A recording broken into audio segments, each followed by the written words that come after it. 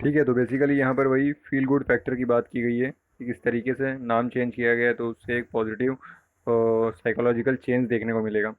अब देखिए ये वाला आर्टिकल बात कर रहा है कि किस तरीके से अभी जो अमेरिका में सिचुएशंस ख़राब चल रही है वहाँ पर काफ़ी रेसिज्म आप कह सकते हो जो पहले से ही काफ़ी प्रेवेलेंट है, तो उसके खिलाफ अभी जितनी भी आवाज़ें वहाँ पर देखने को मिल रही है। जैसा कि हमने देखा वहाँ पर जो एक ब्लैक अफ्रीकन अमेरिकन थे जिनका नाम जॉर्ज फ्लॉयड था, ठीक है। तो मिनेपोलिस शहर में पुलिस के द्वारा आप कह सकते हो उनकी डेथ हो गई है। तो उसके ही अगेंस्ट में अभी काफ़ी प्रोटेस्ट वहाँ पे चल रहा है। तो वहाँ पर जो रेसिज्म है काफ़ी पहले से ही प्रेवेलेंट है, और जो ब्लैक कम्युनिटी है उसके अगेंस्ट में काफ़ी डिस्क्रिमिनेशन होते रहता है। तो अभी ये ऐसा टाइम अभी आया है कि सारे ही लोग अभी इसके अगेंस्ट में आवाज़ उठा रहे हैं, ठीक है। तो वहाँ पर और एक स्पेसिफिक आप कह सकते हो कि कम्युनिटी भी है जिसका एंटीफा एंटीफा करके जो एंटी फासिस्ट ग्रुपिंग है जो इसके अगेंस्ट में काफ़ी वोकल है, ठीक है। तो अभी तो जो यूएस गवर्नमेंट है या फिर ट्रम्प है उन्होंने भी इस जो स्पेसिफिक ग्रुप ऑर्गेनाइजेशन है इसको टेररिस्ट डिक्लेयर करने की बात कही है। तो वहाँ पर अभी ये सारी चीज़ें देखने को मिल रही हैं, और ऐसा बताया जा रहा है कि जब ओबामा की सरकार आई थी तब ऐसा लग रहा था कि जो डिस्क्रिमिनेशन है उसका एंड हो सकता है, लेकिन उन्होंने भी चीज़ों को सॉल्व किया नहीं और सिर्फ चीज़ों को बैलेंस करके लेके चले हैं। और जब उनका टेन्योर ख़त्म हुआ तो अभी ट्रम्प के टेन्योर में देखने को मिल रहा है कि अभी भी जो यूएसए है वहाँ पर काफ़ी ज़्यादा रेसिज्म प्रेवेलेंट है। ऐसा नहीं है कि वहाँ पे से जो रेसिज्म है ख़त्म हो गए हैं। तो ये सारी चीज़ें अभी यूएसए में देखने को मिल रही हैं। तो अब देखते हैं आगे किस तरीके की सिचुएशन वहाँ पे बनती है।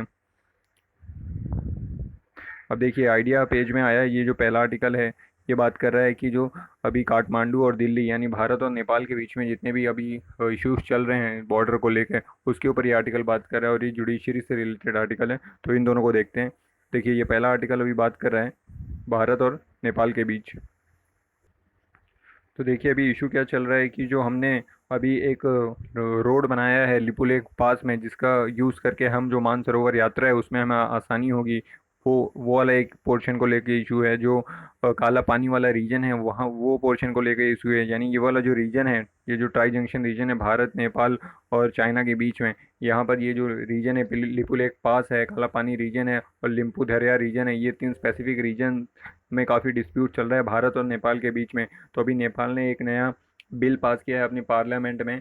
तो वो एक नया नक्शा लेके आ रहा है, ठीक है। तो उसने उस नक्शे में ये तीनों पर्टिकुलर टेरिटरीज़ को अपने मैप में दिखाया है, यानी नेपाल में इंक्लूड कर लिया है। तो उसी के ऊपर अभी काफ़ी डिबेट चल रही है कि भारत और नेपाल के रिश्ते आने वाले समय में कैसे रहेंगे, ठीक है।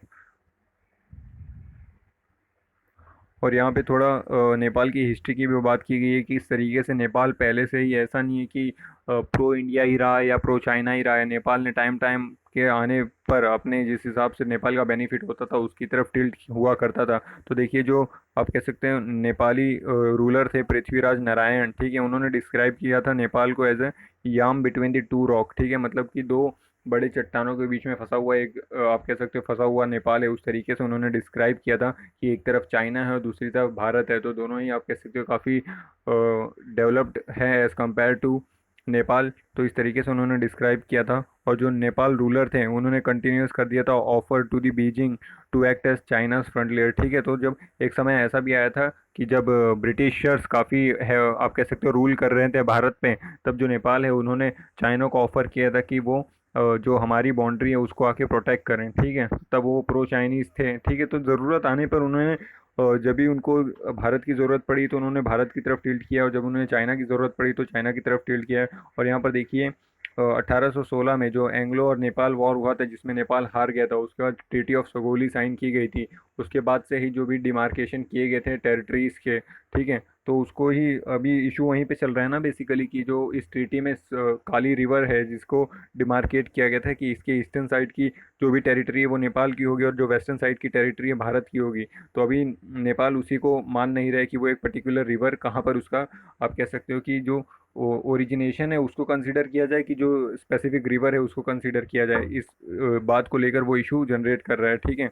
तो ये सारी चीज़ें हुई थी पास्ट में। और 1950 की treaty of peace and friendship की भी यहाँ पर बात की गई है जिसने illusion of the continuity in Nepal protectorate relation with the Raj, ठीक है। तो इसमें भी बात बताई गई है कि जब 1950 में एक ट्रीटी साइन हुई थी treaty of peace and friendship, उसमें हुआ था कि जो हिंदुस्तान और भारत है नेपाल है इसके बीच में काफ़ी अच्छे रिलेशन बरकरार रहेंगे और जो नेपाल है उसको एज अ प्रोटेक्टर देखा जा रहा था कि जो ब्रिटिश वगैरह है, ब्रिटिश के राज को उस तरफ नहीं जाने दिया जाएगा, क्योंकि कलकत्ता वगैरह जो बंगाल वाला रीजन है वहाँ पर ब्रिटिश काफ़ी इन्फ्लुएंशियल थे। ठीक है, तो 1950 की ट्रीटी की भी बात बताई गई है यहाँ पर।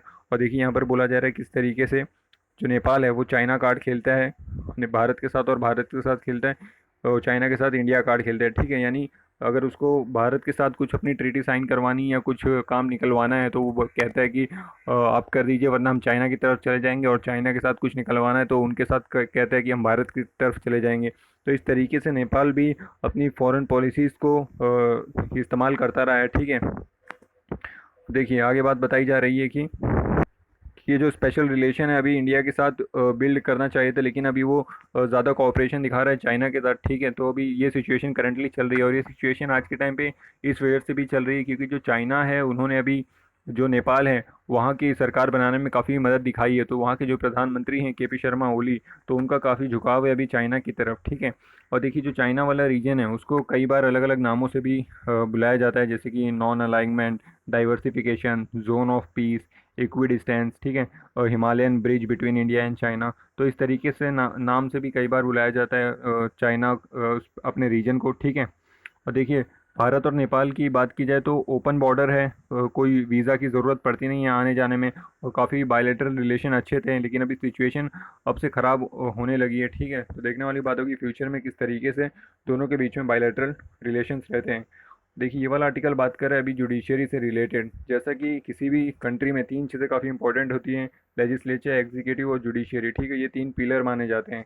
तो अभी जुडिशरी की हम बात कर रहे हैं कि किस तरीके से जुडिशरी का रोल रहना चाहिए। जैसे कि देखिए जुडिशरी इतना ज़्यादा इंपॉर्टेंस हो जाता है क्योंकि अगर लेजिस्लेचर और एग्जीक्यूटिव कुछ गलत कर भी रहे हैं तो हमारे भारत में कैसा है कि जुडिशियल रिव्यू या जुडिशियल एक्टिविज्म का सहारा लेके जुडिशरी इनके ऊपर भी आप कह सकते हो कि चेक एंड बैलेंस रख सकती है। ठीक है, तो देखिए बोला गया है कि it has the power of judicial review. Judicial review यानी कि अगर कुछ लेजिस्लेचर और एग्जीक्यूटिव ने कुछ गलत किया है तो उसको जुडिशरी जो है देख सकती है कि ये सही है या गलत है, और अगर गलत हो तो उसको कैंसिल कर सकती है। ठीक है, और देखिए यहाँ पर पब्लिक इंटरेस्ट लिटिगेशन की बात की गई है कि किस तरीके से ये जो मेथोडोलॉजी थी इसको स्टार्ट किया गया था ताकि पब्लिक का वेलफेयर हो सके। ठीक है, क्योंकि पब्लिक इंटरेस्ट लिटिगेशन कोई भी फाइल कर सकता है अगर पब्लिक इंटरेस्ट में कोई मैटर हो। ठीक है, और उसके बाद से जो सुओ मोटो कॉग्निसेंस लेने लगा है सुप्रीम कोर्ट या फिर हाई कोर्ट। ठीक है, ऐसे जो जुडिशरी है वो खुद से भी मैटर में इन्वॉल्व होता है। अगर कोई उसके नज़र में कोई ऐसा मैटर है जो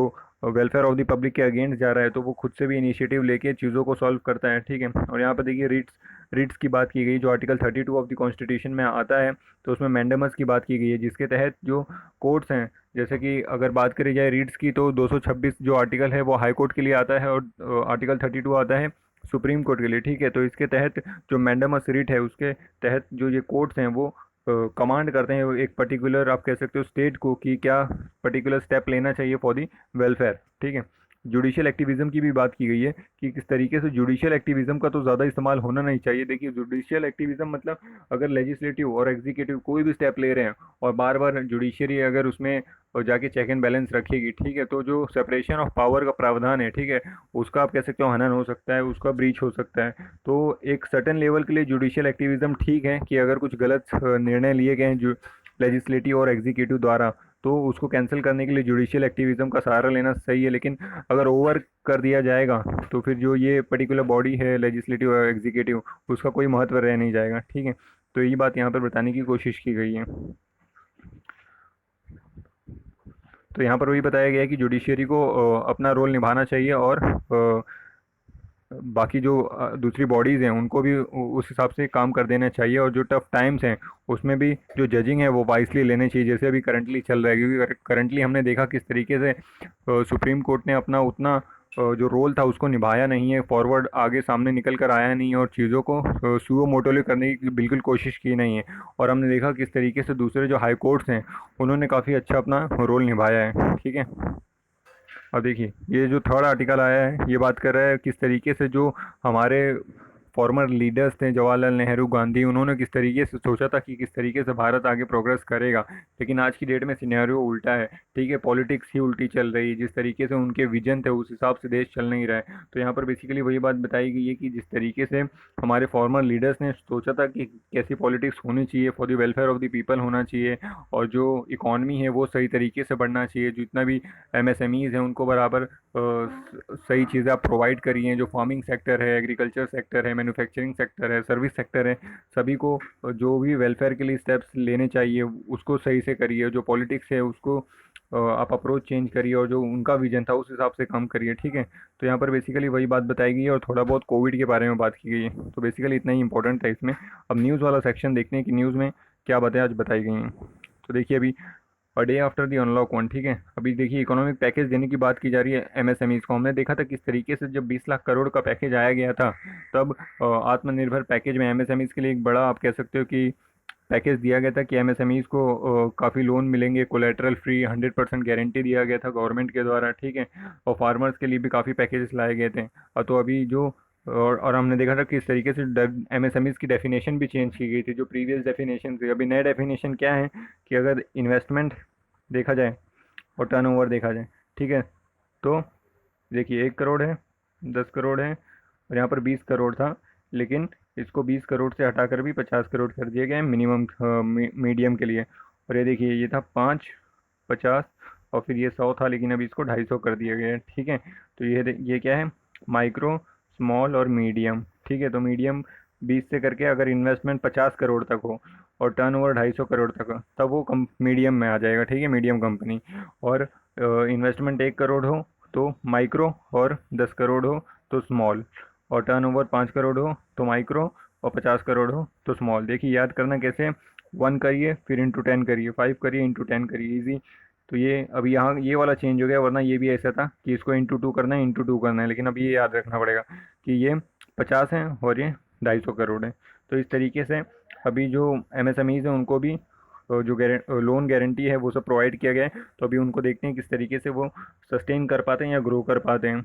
और देखिए ये तो वही वाली बात है जो हमने देखा कि मूडी ने रेटिंग्स गिराई हैं। तो अभी एक थोड़ी सी दिक्कत की बात हमें देखने को मिल सकती है कि इन्वेस्टमेंट बाहर से आए या ना आए, क्योंकि इमेज इससे डिटोरिएट हो जाती है। और यहाँ देखिए कि किस तरीके से अभी केरला में मानसून आ चुका है। तो जिस हिसाब से आईएमडी, इंडियन मेट्रोलॉजिकल डिपार्टमेंट ने प्रेडिक्ट किया था कि मानसून 1 हफ्ते बाद आएगा, लेकिन वहाँ की उसकी प्रेडिक्शन गलत साबित हुई और 2-4 दिन पहले ही आ गया, ठीक है। ऐसा हम यूजुअली देखते हैं कि आईएमडी की प्रेडिक्शंस मोस्टली गलत ही साबित हो जाती है, ठीक है। और जो स्काई मैट है, जो आप कह सकते हो एक प्राइवेट फर्म है, उसकी काफ़ी टाइम से ही देखने को मिलती है। और देखिए अभी जो हमारा निर्णय है कि आत्मनिर्भर भारत यानी सेल्फ रिलायंट भारत, तो उसके तहत हम ज़्यादा स्वदेशी प्रोडक्ट्स पे फोकस कर रहे हैं। तो जो सीएपीएफ की कैंटीन्स थी, अभी उसमें बहुत सारे जो विदेशी प्रोडक्ट्स हैं उनके ऊपर बैन लगाने की बात की गई थी। तो हज़ार ऐसे प्रोडक्ट हैं जिनके ऊपर बैन लगाने की बात की गई थी, लेकिन अभी उस लिस्ट को विड्रॉ कर लिया गया है। और देखिए यहाँ बताया गया है कि मोस्ट अवेटेड जो रेमडेसिविर थी, उसको अभी सबसे ज़्यादा जो फोकस ड्रग है कौन सी है, रेमडेसिविर है, जिसका इस्तेमाल हमने इबोला वगैरह में किया था, ठीक है। तो अभी सबसे ज़्यादा फोकस ड्रग यही है। तो अभी इसका जो ट्रायल कर किया जा रहा है उसमें काफ़ी पॉजिटिव रिजल्ट्स दिखा रही है ये मेडिसिन। तो हो सकता है इसका यूज़ देखने को मिले कोविड में, ठीक है। और जो हाइड्रोक्सीक्लोरोक्विनीन थी उसको तो सॉलिडेटरी ट्रायल जो इनिशिएटिव लिया गया है उससे तो बाहर ही कर दिया गया है, ठीक है। लेकिन अभी हमने आईसीएमआर ने, भारत ने अभी एक स्टडी की है जिसमें हाइड्रोक्सीक्लोरोक्विनीन का काफ़ी पॉजिटिव आउटकम देखने को मिल रहा है, ठीक है। तो ये थोड़ा एक कॉन्ट्रडिक्शन बन रहा है भारतीय की रिसर्च के हिसाब से और जो विदेशी रिसर्च सारी आई हैं उनके हिसाब से। और यहाँ देखिए जो एमएसएमई को कितना 3 लाख करोड़ दिया गया था, ठीक है, फ्री कोलेटरल लोन्स में। और ये जो आउटस्टैंडिंग जिनके डेप्ट हैं उनको भी मिलेगा, ऐसा नहीं है कि कोई ट्रस्ट कंपनी है उनको नहीं दिया जाएगा। तो उसकी भी बात बताई गई है कि 25 करोड़ तक अगर आपका डेप्ट है तभी भी ऐसी भी कंपनियों को लोन देने का प्रावधान रखा गया है। तो इस तरीके से इकॉनमी को पूरी तरीके से ऊपर उठाने की कोशिश की जा रही है गवर्नमेंट के द्वारा। और देखिए और आगे क्या बात बताई जा रही है।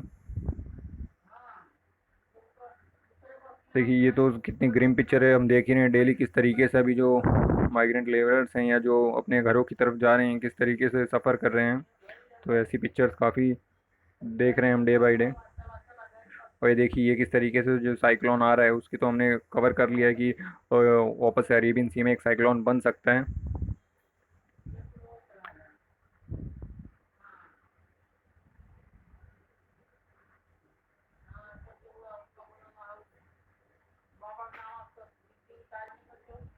अब यहाँ देखिए ये बात कर रहे हैं जो अभी यूएसए में दिक्कत चल रही है, जैसा कि हमने देखा कि यूएसए में भी रेशियल आप कह सकते हो डिस्क्रिमिनेशन देखने को मिल रहा है। वहाँ पर जो वाइट है उसको सुपीरियर मानने की कोशिश की जाती है और जो ब्लैक्स होते हैं उनके अगेंस्ट काफ़ी डिस्क्रिमिनेट किया जाता है। तो वहाँ पर काफ़ी अभी कर्फ्यू देखने को मिल रहा है और प्रोटेस्ट देखने को मिल रहा है, ठीक है। तो ये सिचुएशन अभी चल रही है यूएसए में। और जो एंटीफा एंटीफा ठीक है, एंटी फासिस्ट ग्रुप है, इनको टेररिस्ट डिक्लेयर करने की बात कर रहे हैं जो डोनाल्ड ट्रंप साहब है वो। और यहाँ देखिए हांगकांग ने पुलिस को डिनाई कर दिया है कि जो हांगकांग पुलिस है उसने डिनाई कर दिया है। तो जो Tiananmen vigil for the first time, ठीक है। तो जो तियानानमेन इंसिडेंट हुआ था 1989 के बाद से, ठीक है, 1989 में तियानानमेन इंसिडेंट क्या था कि जो चाइना में एक जगह है तियानानमेन, वहाँ पर क्योंकि चाइना की भी पॉलिसी ऐसी रही डिस्क्रिमिनेटिव, वो लोगों की बात सुनते नहीं है, वो तो अपने हिसाब से काम करते हैं, ठीक है। डेमोक्रेसी वहाँ पे है नहीं, सिर्फ नाम मात्र की डेमोक्रेसी है ना वहाँ पर, क्योंकि वहाँ पर सिंगल पार्टी रूल चल रहा है। तो देखा जाए तो ऑथोरिटेरियन रीजम है वहाँ पे, ठीक है। ऐसा नहीं है कि जैसा भारत में है कि मल्टी पार्टी सिस्टम है और लोगों के हाथ में ज़्यादा पावर है कि वोट करके अपनी पार्टी लेके आए, ठीक है। तो यहाँ पर वही बताया जा रहा है कि तब प्रोटेस्ट किया गया था काफ़ी कॉलेज स्टूडेंट्स द्वारा, काफ़ी लोगों द्वारा। तो तब चाइनीज़ गवर्नमेंट ने, आप कह सकते हो लीडर्स ने ट्रक वगैरह या फिर टैंक वगैरह चलवा दिए थे उनके ऊपर। तो ये एक सैड इंसिडेंट देखने को मिला था तियानानमेन में। तो उसके ही आप कह सकते हो कि जो ये जो हांगकांग है, ये लोग उसको हर साल याद करते हैं, कॉमोमेरेट करते हैं कि ये ऐसा इंसिडेंट हुआ था, ठीक है। तो जैसा हम देख रहे हैं अभी जो हांगकांग वाले काफ़ी नाराज़ हैं चाइना से, क्योंकि वहाँ पर नेशनल सिक्योरिटी लॉ पास किया जा रहा है। तो ये उनका जो लेजिस्लेटिव अधिकार है उसका हनन कर रहे हैं ये, क्योंकि वो एक स्पेशल एडमिनिस्ट्रेटिव रीजन है, ठीक है। जो ब्रिटिश ने उनको 1997 में रिलीज़ किया था, तब उनको एक स्पेशल एडमिनिस्ट्रेटिव रीजन के तहत छोड़ा था। और इनके हाथ में लेजिस्लेटिव और जितनी भी एग्जीक्यूटिव और जुडिशरी थी, सब इनके हाथ में पावर थी। सिर्फ मिलिट्री और डिफेंस की पावर चाइना के हाथ में दी गई थी। लेकिन अभी चाइना इसको पूरी तरीके से वन कंट्री के अंदर लाने की कोशिश कर रहा है। तो यहाँ पर अभी काफ़ी नाराज़गी है और प्रोटेस्ट देखने को मिल रहा है।